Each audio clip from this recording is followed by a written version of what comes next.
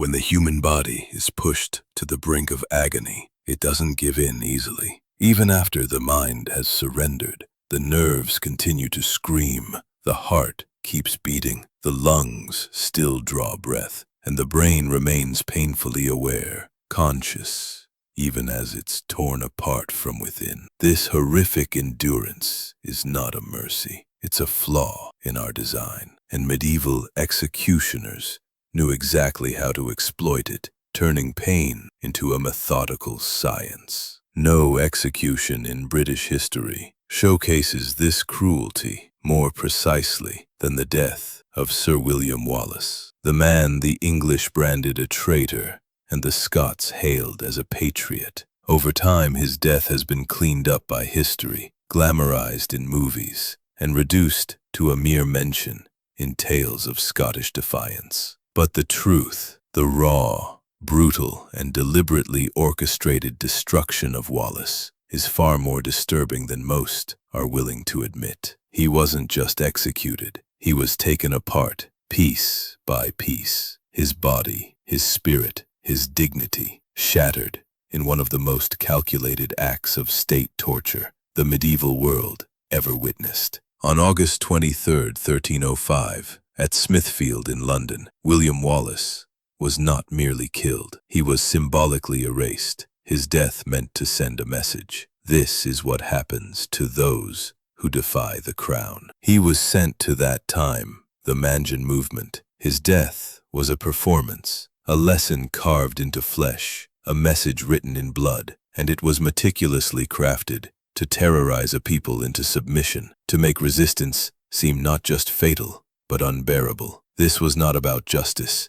It was about domination. It was about what a terrified empire does when faced with a man it cannot control. Wallace's execution was a process, not an event. It unfolded in stages, each more depraved than the last, each step designed to strip him not just of life, but of identity, dignity, and legacy. You may think you've heard this story before. You haven't, because what you've heard is a version shaped by centuries of censorship and strategic forgetting. To understand the true horror of Wallace's final hours, we must peel away the legends, the nationalism, the film scripts, and the folklore. We must go inside the psychological machine that turned his death into public theater. We must watch as a man is systematically unmade, not just by sword and rope, but by fear, spectacle, and the cold precision of political messaging. This is not the story of a martyr. It is the story of a deconstruction. This is the real execution of William Wallace. Of Edward I's ambition, the English king known as Hammer of the Scots didn't just want to conquer Scotland. He wanted it to surrender itself, to believe that submission was inevitable, even moral. But William Wallace refused to play along. He wasn't nobility. He wasn't polished. He didn't come from the elite military caste that usually defined rebellion in medieval Europe. He was a commoner, a landowner's son, untitled, untrained in courtly diplomacy, and therefore unpredictable, and that made him lethal. In 1297, Wallace led a guerrilla campaign that embarrassed England on a scale that bordered on absurd. At the Battle of Stirling Bridge, a vastly outnumbered force of Scots, under Wallace's command, annihilated a professional English army. The defeat humiliated Edward's generals, men trained in Chivalric warfare, who had been outwitted by a so-called outlaw. Worse, the victory gave Wallace something far more dangerous than battlefield success: mythic power. He was nomad. He was declared Guardian of Scotland, and for a brief moment, William Wallace, the unlikeliest of rebels, became the voice of a nation refusing to be broken. But victories fade, and for empires, memory is a weapon. When Edward I eventually returned to crush the rebellion himself, he didn't just want to kill Wallace. He wanted to make him disappear, not physically, symbolically, culturally, historically. The problem was that Wallace refused to vanish, even after his military defeats, even after the nobility of Scotland turned inward, or surrendered. Wallace continued to resist. He became harder to find, harder to pin down. He survived as an idea that resistance was still possible. This was his true crime in the eyes of the English crown. Not rebellion, not the killing of soldiers, but the refusal to surrender the narrative to an empire obsessed with order. Wallace was dangerous because he showed that fear could be resisted, that peasants could become symbols, and that power, once challenged, could bleed. So when he was finally betrayed and captured in 1305, handed over by a fellow Scot, John de Menty, the English didn't rush to kill him. They planned. They drafted a performance so precise, so deliberately sadistic, that it would echo for generations, not as justice, but as deterrence. And Wallace, now shackled and blindfolded, became the centerpiece of a state-sponsored play where death was only the— But what happened next reveals the full cruelty of the medieval justice system when weaponized by a state desperate to erase not just a person, but a symbol. Wallace was shackled, not just restrained, but visibly, emphatically dehumanized. He was paraded like livestock from Scotland to London, a slow, humiliating journey, carefully staged for maximum exposure. Along the way he was displayed, not hidden. English citizens were encouraged to mock, spit, and jeer at the prisoner. He was forced to ride while bound, often bareback, deliberately ensuring pain and exhaustion. Accounts suggest Wallace was starved and denied sleep, not out of logistical failure, but strategic intent. This was not transportation, it was psychological erosion. By the time Wallace reached London, he was already breaking, not in body but in mind. The spectacle had begun long before the scaffold was ever built. The streets of London received him, not with shock, but with celebration. To the English public, Wallace had been painted as a monster, a traitor, a barbarian, even a heretic. Propaganda had done its work. People lined the roads not to mourn a fallen soldier, but to witness a monster being brought to slaughter. But the trial that followed was not truly a legal proceeding. It was a ritual, scripted from beginning to end. On August 23, 1305, Wallace stood before a special court convened at Westminster Hall, the seat of royal justice. But he was not allowed to speak freely, nor to call witnesses, nor to present evidence. He was accused of treason against Edward I, murder of English civilians and soldiers, sacrilege against the church, barbaric warfare unbecoming a knight. The last charge is particularly revealing. Wallace was being condemned, not just for what he did, but for how he did it. His unconventional tactics, ambushes, night raids, attacking supply lines, had embarrassed and unsettled the English. He fought like a ghost. Now they would punish him like one. When the accusation of treason was read, Wallace responded, and what he said cut through centuries of propaganda. "I could not be a traitor, for I was never Edward's subject." That sentence, that single act of defiance, was an unpardonable sin. It was a denial of the king's authority, not just of his rule over Wallace, but of his very legitimacy in Scotland. And it made Wallace more soulias than a criminal. It made him an existential threat. From that moment forward, his execution was no longer about justice. It was about annihilation. The court didn't deliberate. It didn't hesitate. Wallace was found guilty, a foregone conclusion, and sentenced not to death, but to a sequence of deaths. First he would be hanged until nearly dead, then emasculated, his genitals severed and burned before his eyes, then eviscerated his intestines, pulled out while he still breathed, and future, the evisceration, to extract the source of rebellion, the beheading, to silence, the quartering, to scatter both, his flesh and his legacy. But these weren't medieval impulses. They were meticulously designed messages. The execution, like the trial, was never meant to be fair. It was meant to be memorable, because empires don't just kill rebels, they dismantle them, piece by piece, in front of the world. And for Wallace, that dismantling was just beginning. There are many ways to kill a man, but few are as cruel or as calculated as dragging him through the streets of a city that hates him, letting every step become a lesson in humiliation. William Wallace's final journey began not with a prayer, but with a rope. Stripped nearly naked,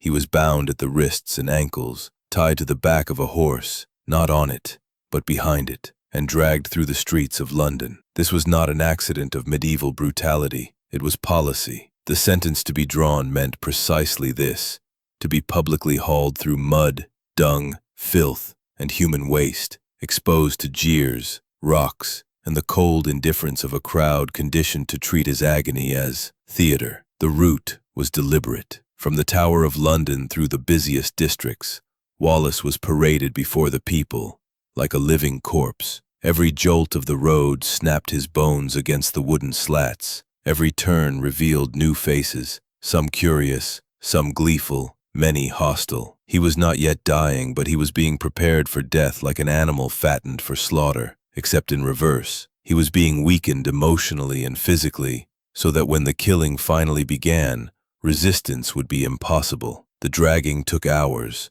not because of distance, but because the slower, the better. Each painful bump and scrape over cobblestones, each puddle of refuse, each jeering voice added to the psychological erosion. To the people of London, Wallace had become a cautionary tale in motion, a symbol of what happens when a man defies the crown, not just through violence, but through belief. Imagine the noise, the low rumble of thousands watching, shouting, some laughing, others indifferent. Imagine the smell, the stench of filth, blood, sweat, and unwashed bodies. Imagine the confusion, the sensory chaos of dying before you are dead. For Wallace, this wasn't a journey to an end. It was the beginning of a ritual erasure. Because Edward didn't want William Wallace simply dead. He wanted him destroyed, reduced, piece by piece, from man to monster to nothing. Even the location of the execution was chosen with symbolism in mind.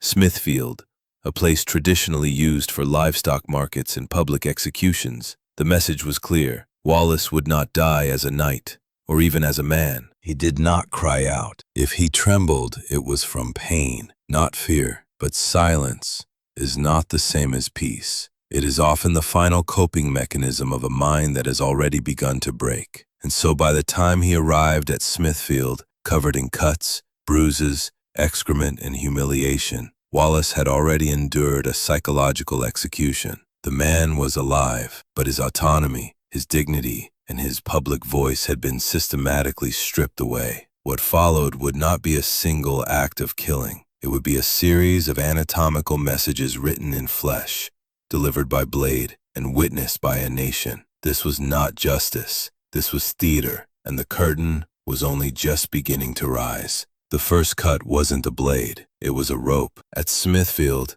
the crowd was already thick, pressed together in an open field under gray skies. They weren't there to watch justice. They were there to be entertained, to feel the power of the crown made visible. Not in gold, not in law, but in the slow, deliberate destruction of a human being. William Wallace stood at the base of the scaffold, filthy, bleeding, and broken from his dragging through the streets, but death would not come swiftly, not yet, not even close. The first stage of his sentence was to be hanged, but not killed. In medieval England, hanging was not a science. There were no calculations of drop, height to ensure a clean neck break. Instead, the condemned were often hoisted by hand, slowly strangled, their feet kicking just above the earth. But Wallace's hanging was never meant to be fatal. It was meant to simulate death and to pause just before it arrived. He was bound, his neck looped through a coarse rope, then hoisted into the air, not dropped, lifted, so the hanging would be gradual. Witnesses described him convulsing, gasping, his legs twitching violently, his face turned dark, not from fear, but from oxygen, starvation. His throat swelled, his tongue protruded, and just as unconsciousness threatened to steal him from the pain, he was cut down. He fell hard, likely unable to move, coughing, choking on his own saliva and blood, but still alive, still awake, because the next acts required consciousness. This partial hanging was not punishment, it was preparation. It disoriented the senses, confused the brain, blurred the line between death and life. To the crowd, It was the opening act to Wallace. It was the first fragment of his soul breaking loose. Modern psychologists would call it induced trauma. Military interrogators might call it controlled asphyxiation. In medieval England, it was just a prelude, because the real pain hadn't even begun. Wallace now lay crumpled at the base. Was Wallace the object a canvas onto which the English crown would paint a lesson in pain? And as the hangman stepped back and pulled out a small hooked knife, the performance shifted tone. No longer just spectacle, now surgery. Wallace lay gasping on the scaffold, his neck swollen from the rope, his lungs still dragging air back into a body that had begged to stop. But now came the part that no fiction has dared to truly show, because it would be almost unfilmable in its sheer, ritualized cruelty. The executioner didn't hesitate. There were no words, only a blade. And with that first slice, the horror truly began. The knife was not meant for mercy. It was small, serrated, and used not to kill, but to open. The executioner began by castrating Wallace, severing his genitals, and holding them aloft for the crowd to see. They were then thrown into a fire in front of him, a symbolic annihilation of his masculinity, his legacy, his future. The message was unmistakable. This is what happens to the man who defies the crown. This is how the English destroy not just rebellion, but the ability to reproduce it. But Wallace was still alive. He saw it, he felt it, and now came the part meant to push him to the limits of human awareness. Next, the blade moved lower. With practiced hands, the executioner sliced Wallace's abdomen, slowly and deliberately, opening him up like a specimen. His intestines, feet upon feet of living tissue, were then drawn out of his body, inch by inch. Each pull was a statement. Each exposed organ was a symbolic extraction of defiance. The crowd didn't see a man dying. They saw a body being turned inside out, piece by piece, as though stripping away his very essence. Wallace was conscious throughout. His body twitched, his chest heaved, and according to several chroniclers, his eyes, still lucid, still blinking, followed the movements of his own viscera being burned in front of him. Imagine that. To watch your own insides feed a fire meant for public spectacle. This was not execution. This was ritualized deconstruction, a soul being forced to watch itself leave the body. Modern physiology tells us that a man in that condition might remain conscious for several minutes, especially if adrenaline and trauma shock keep the brain temporarily functional, which means Wallace didn't just feel the knife. He likely heard his own breathing go ragged, felt his pulse weakening, smelled the scent of his own burning flesh. The English chroniclers who approved of his death made sure to describe it not with shame, but with precision, because they wanted the heart, the symbol of courage, rebellion. Life was ripped out and thrown onto the fire like the rest. A final gesture meant to say, "You are not just dead, you are undone." And still, the body wasn't finished, because the killing of William Wallace could never be complete with the death of just one body. What remained had to be scattered, fragmented, and erased across the kingdom. And that final act, the beheading, the quartering, and the symbolic dispersal, would ensure that no single place, no single grave, no single memory could hold him. By the time Wallace's heart had been torn from his chest, he was dead or close enough that the line no longer mattered. What remained on the scaffold was not a man but a symbol, one that the English crown intended to dismantle completely. Death in this context was never the goal. Control of the memory was. And so Edward Hire's executioners moved into their final task, not to bury Wallace, not even to discard him, but to fragment him, piece by piece across geography, politics, and culture. They began with his head. It was removed with a clean cut, or at least as clean as medieval axes allowed. There was no reverence, no ceremony. The severed head was dipped in tar to preserve it, not for burial but for display. It was mounted on a pike and placed above the southern gatehouse of London Bridge, facing outward, a grisly warning to every traveler entering the city. There among the grime and smoke of the capital, Wallace's head became a message carved in bone and gristle. This is what defiance looks like. This is the price of rebellion. But that was only the beginning. His body was then quartered, a violent process in which the torso and limbs were hacked apart using axes and knives. Each quarter was then assigned a destination, not chosen at random, but for maximum psychological and political effect. One quarter was sent to Newcastle, a city bordering Scotland, a constant looming reminder to any would-be Scottish rebels that the Empire watched every movement. Another was sent to Barriak upon Tweed, a contested town, often caught in the tug-of-war between England and Scotland. A third was sent to Stirling, where Wallace had claimed his greatest victory. The last to Perth, another site of resistance. These were not burial sites. They were billboards of horror. Each piece of Wallace's body was nailed up, mounted or hung in the public square, where they rotted in the open air, not hidden from view, but deliberately positioned to be seen, and seen they were. Children saw them, clergy passed them, merchants walked beneath.